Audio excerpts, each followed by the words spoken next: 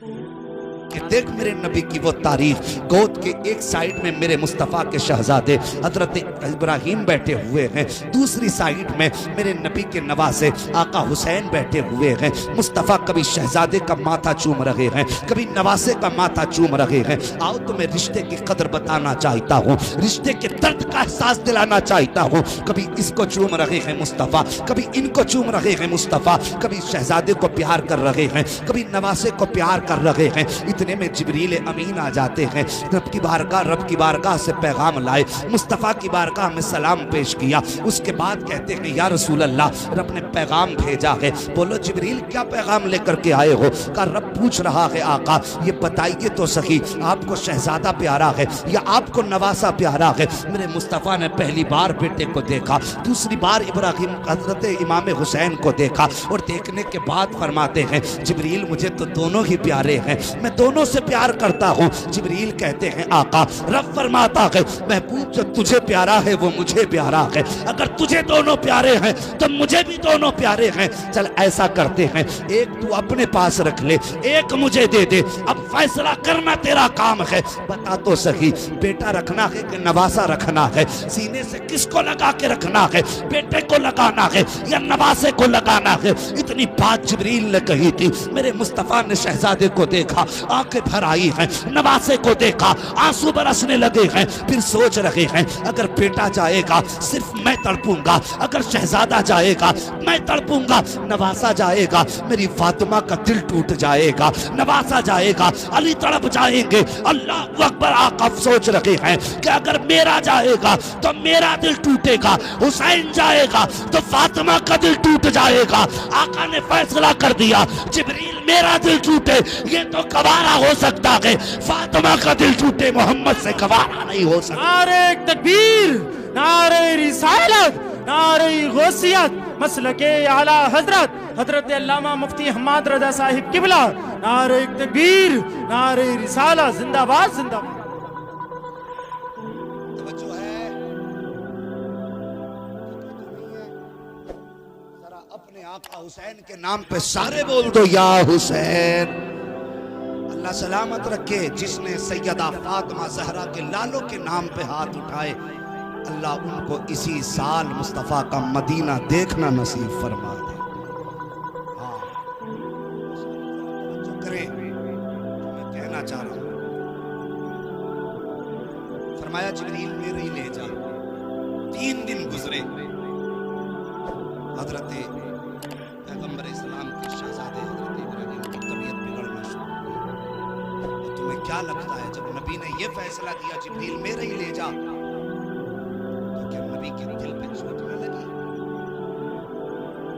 سوچو کہ حضور کو بیٹے کی جدائی کا احساس نہ تھا؟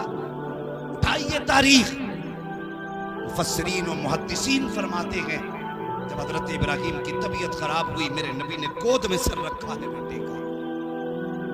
حضور کے دامن میں کس چیز کی کمی تھی؟ اگر اشارہ کرتے تھے تو جنت سے غلمان خدمت کے لیے آ جاتے، اگر وہ کہتے تھے تو حوران جنت آ کے جھاڑو لگاتی۔ کسی چیز کی کمی نہیں ان کے دامن میں، مگر بیٹے کا سر گود میں ہے، اور باپ اور بیٹے کی آخری ملاقات ہے۔ بیٹے کی سانسیں تھم تھم کے جب آنی شروع ہوئی، میرے نبی نے ہچکی بھر کے رونا شروع کر دیا۔ حضور بیٹے کے چہرے کو ٹک ٹکی باندھ کے دیکھ رہے تھے، نہ بیٹا باپ کے چہرے سے نظریں ہٹا رہا ہے، نہ محبوب بیٹے کے چہرے سے نظریں ہٹا رہے ہیں، اور اس درد کے ساتھ میرے سرکار بیٹے کے وصال پہ روئے۔ صحابہ تڑپ گئے اور کہا تھا یا رسول اللہ آپ بھی روتے ہیں؟ آپ نے تو رونے سے منع فرمایا۔ میرے نبی نے فرمایا تھا صحابہ میں نے رونے سے منع نہیں کیا، میں نے بیان کر کے رونے سے منع کیا ہے، میں نے سینہ کوٹنے سے منع کیا ہے۔ کہا آپ بھی روتے ہیں؟ مصطفیٰ فرماتے ہیں صحابہ جب اپنے جایا کرتے ہیں تو آنکھوں میں آنسو آ ہی جایا کرتے ہیں۔ تو یار یہ بیٹے کی جدائی تھی۔ حضور بیٹھے ایک دن مسجد نبوی میں، آقا حسین دوڑ کے جا رہے تھے، تیزی میں تھے، میرے مصطفیٰ نے آواز دی حسین، بچپن تھا نہ سن سکے، دوڑ کر کے گزر گئے۔ میرے حضور نے فرمایا جاؤ کوئی جا کے میرے حسین کو بلا لائے۔ یہ ان کے بچپن کی کہانی ہے، شاید بچپن کی۔ بتانا چاہتا ہوں اولاد کیا ہوتی ہے۔ فرمایا کوئی میرے حسین کو بلا لائے۔ جب اتنی بات میرے نبی نے کہی، صحابی گئے، حسین جی کا آپ کے نانا بلا رہے ہیں۔ اتنا سننا تھا، سب کچھ چھوڑ دیا، شہزادے نے دوڑ لگائی، اور جب آئے نا تو میرے مصطفیٰ نے دور سے دیکھ کے ہاتھ پھیلا دیے، جیسے بچے ماں کی طرف دوڑتے ہیں تو مائیں پیار میں دور سے ہاتھ پھیلا دیتی ہیں، لیکن انہیں یہ بھی خیال ہوتا ہے کہ میرا لال گر نہ جائے۔ وہ برابر کہتی ہے بیٹے سنبھل کے، بیٹے سنبھل کے، یہ ماں کا پیار ہے۔ میرے مصطفیٰ نے یوں بازو پھیلائے، مصطفیٰ کی آنکھ میں آنسو ہے، شہزادے توڑ کر کے آئے میرے مصطفیٰ کے سینے سے توڑ کر کے یوں لپٹے ہیں، گلے میں نانا کے ہاتھ ڈالا نواسے نے، اور آنسو دیکھ کے کہنے لگے نانا رونے کی وجہ کیا ہے، ذرا توجہ کرنا۔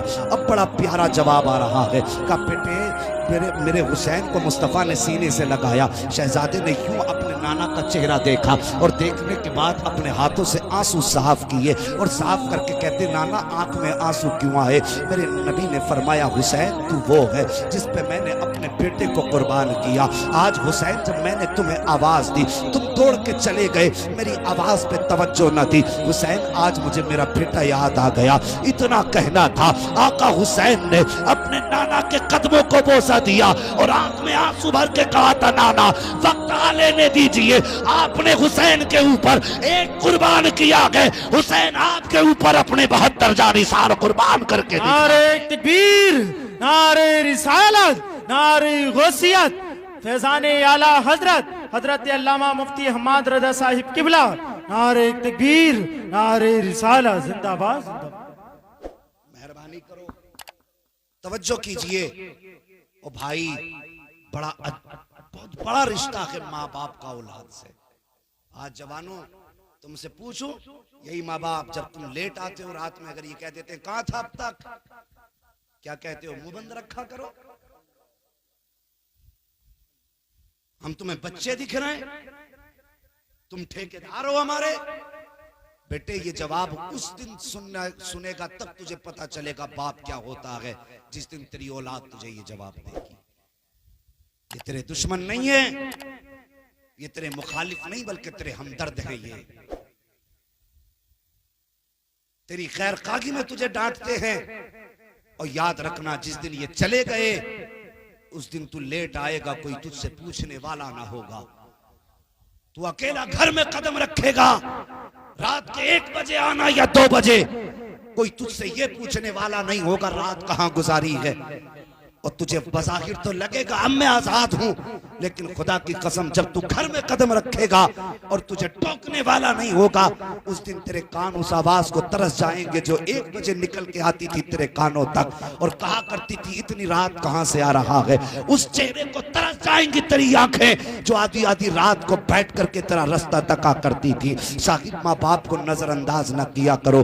ہم تو رات و دن سفر کرنے والے لوگ ہیں، ہم نے آدھی آدھی سردی کی راتوں میں بوڑھے باپوں کو روڈوں پہ ٹہلتے دیکھا ہے، دروازوں کے آگے ماں کو بیٹھے دیکھا ہے۔ آدھی رات میں اگر ماں سے پوچھا ہے ماں دنیا تو بستر پہ گرم پہ لیٹی ہے، اس سردی کی رات میں کیوں بیٹھی ہے؟ تو اس بوڑھی نے جواب دیا بیٹے ابھی میرا بیٹا گھر نہیں آیا ہے اس لیے دروازے پہ آ کے بیٹھ گئی ہوں۔ میں نے اپنی آنکھوں سے دیکھا ہے صاحب ایک بوڑھی ماں کو سفر کرتے ہوئے جس کی کمر جھکی تھی، ہاتھ میں کپڑا تھا، جب وہ بس میں چڑھی آ کے نیچے بیٹھی، میں نے کہا ماں سیٹ پہ بیٹھو، اور اس کے بعد میں نے کہا تھا ماں اس عمر میں کہاں جا رہی ہو؟ تو اس بوڑھی کے جواب نے رلا دیا تھا، مجھے رلا دیا تھا۔ اس نے کہا تھا میرا بیٹا کام کے لیے آیا ہے مراد آباد، آج لیکن کھانا لانا بھول گیا تھا۔ جب وہ دوپہر کا وقت گزرا ہے میں گھر میں بیٹھی تھی، برداشت نہ کر سکی، میں جیسی تیسے کر کے یہ روٹی لے کر کے آئی ہوں۔ میرے بیٹے نے کچھ نہیں کھایا ہوگا، اور یار یہ ماں ہوتی ہے جس سے اپنا وجود نہ سنبھلتا، وہ تیرے لیے بڑھاپے میں کھانا لے کے چلی ہے۔ یہ 1 کلومیٹر کی کہانی نہیں، یہ 20 کلومیٹر کی کہانی ہے جو ماں نے کمر جھکا کر کے روٹی بیٹے تک پہنچائی ہے۔ وہ یار یہ ماں باپ ہوتے ہیں، اگر تو کھانا نہ کھائے تو ان کے حلق سے کھانا نہیں اترتا۔